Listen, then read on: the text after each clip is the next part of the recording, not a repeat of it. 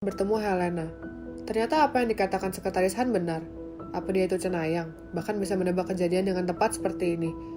Harni dan Nia mendapat telepon dari nomor tidak dikenal. Saat diangkat ternyata itu suara Helena. Gadis itu bertanya ramah dan bicara dengan sangat manis. Sampai keluarlah kata-kata, bisakah kita bertemu? Bagaimana kalau minum kopi? Kenapa aku sampai mengancam kalau mau menciumnya segala sih? Kalau ternyata Helena akan menghubungiku duluan? Dan dia menundukkan kepalanya, berusaha menutup urat malunya yang bermunculan. Di depannya Helena dengan sangat anggun dan elegan duduk. Rambutnya yang terurai hitam jatuh dengan sempurna di bahunya. Bibir Hanum itu tersenyum. Saat pelayan mengantarkan segelas kopi untuknya dan segelas jus mangga pada Dania, dia menganggukkan kepala dan tersenyum. Bahkan Dania tersihir juga dengan kecantikan wajah wanita ini. Kenapa ini? Helena menyentuh tangan Dania, menggenggamnya erat, seperti memberikan persahabatan. Yang Dania sendiri tahu, pasti tujuannya adalah untuk membuatnya dekat dengan Tuan Saga. Tapi dia tidak mau berpikir buruk. Toh memang itu yang diharapkan dari persahabatan ini. Sejujurnya dia pun punya niat terselubung. Dania, maafkan aku pasti membuatmu tidak nyaman ya. Helena menepuk punggung tangan Dania lembut. Tidak Nona, merasa canggung karena dia sebenarnya tidak seakrab ini kan. Panggil saja aku Helen. Masih lembut menepuk punggung tangan Dania. Baiklah Helen. Karena merasa tidak nyaman, dia melepaskan tangan Helena secara natural. Gadis di depannya juga sepertinya tidak menyadari. Nah, begitu kan lebih baik. Dan dia merasa bingung sendiri sekarang. Dia ingin sekali membantu, tapi percakapannya dengan Han kemarin benar-benar membuatnya goyah. Dia bimbang, yang awalnya setegar karang dan semangat sekuat pendaki Himalaya, sekarang dia seperti berpikir, apa benar rencana yang sudah ia buat ini benar adanya? Sekretaris Han bahkan bisa meraba apa yang aku pikirkan. Dia tidak melaporkanku kan? Tapi tidak mungkin dia melaporkan. Memang dia punya bukti apa? Ini kan hanya sekedar rencana di kepalaku. Dan ya, apa kamu tahu kenapa Saga memilihmu untuk menjadi istrinya? Helena membuka percakapan. Ada senyum tipis di bibirnya saat dia menyeruput kopi di gelasnya, yang tidak disadari Dania. Tentu saja saya tahu. Aku adalah gadis penebus hutang orang tuaku. Dia memilihku karena apa ya? Karena aku jelek dan kampungan. Mungkin aku seperti mainan unik yang bisa menghiburnya. Syukurlah kalau kamu sudah tahu. Kamu pasti sangat terluka kan? Maafkan aku ya, ini semua salahku. Kenapa? Iya, memang aku terluka sih. Tapi kan kamu tidak perlu bersimpati padaku. Ini kan tidak ada hubungannya denganmu. Saga memilihmu karena kamu bukan tipe wanita yang disukainya. Dia hanya ingin membuatku marah dan cemburu. Itu adalah pembalasan karena aku meninggalkannya 2 tahun lalu tanpa izin.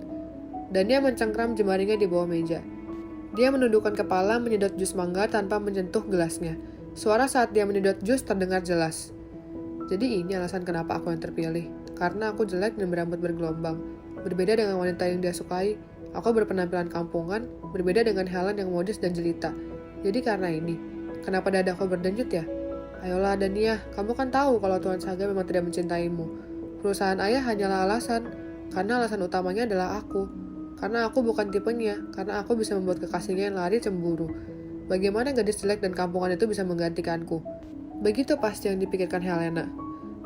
Kenapa hatiku sakit ya kalau alasannya seperti ini? Maaf ya Dania, karena aku hidupmu harus menderita. Dania menarik senyum di wajahnya dengan lebar. Helen bicara apa sih? Saya bahagia kok menjadi istri Tuan Saga. Bagaimanapun saya bisa hidup mewah dan mendapat fasilitas premium.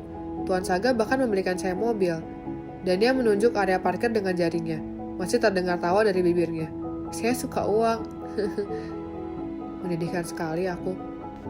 Benar, dia memberikanmu uangnya.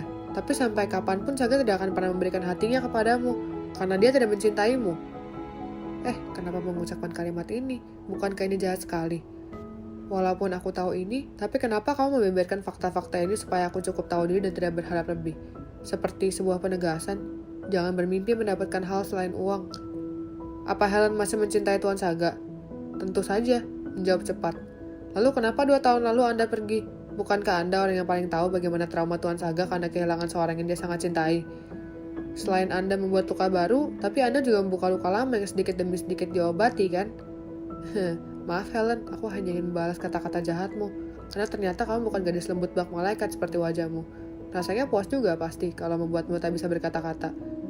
Itu karena kebodohanku, kebodohan masa laluku. Aku yang belum dewasa hanya ingin sukses dengan namaku sendiri. Aku benar-benar menyesalinya. Untung kamu mengakuinya. Kalau tidak, aku kan jadi semakin ingin mencela. Apa Helen sudah mencoba memohon pada Tuan Saga? Helena menganggukkan kepala dalam, sambil menyeka air matanya. Sampai pada titik apa? Dan dia bertanya lagi. Maksudnya? Apa Anda sampai berlutut dan memohon dengan berurai mata padanya? Apa aku sudah gila? Bagaimana aku bisa melakukannya apalagi depan sekretaris sial yang tidak pernah lepas dari sampingnya itu? Aku masih punya harga diri yang harus kujaga. Aku tidak punya harga diri yang harus kujaga di depan Tuan Saga atau sekretaris Han. Dan dia menjawab seperti paham apa yang dipikirkan Helena. Anda benar, aku tidak mendapatkan cinta dari Tuan Saga. Karena itu berusahalah Helena, berusahalah merebut Tuan Saga kembali. Aku tidak akan memeluknya di tanganku, karena aku tidak punya hak untuk itu. Tuan Saga akan kembali padamu kalau dia menginginkannya. Jadi, kejarlah dia dengan seluruh tenaga yang bisa kamu pakai.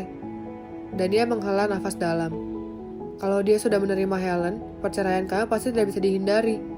Begitulah akhirnya, dan dia mengatakan apa yang harus dia katakan. Dia sudah membuka setitik jalan. Selanjutnya, semua tergantung bagaimana Helena memanfaatkan kesempatan dan peluang.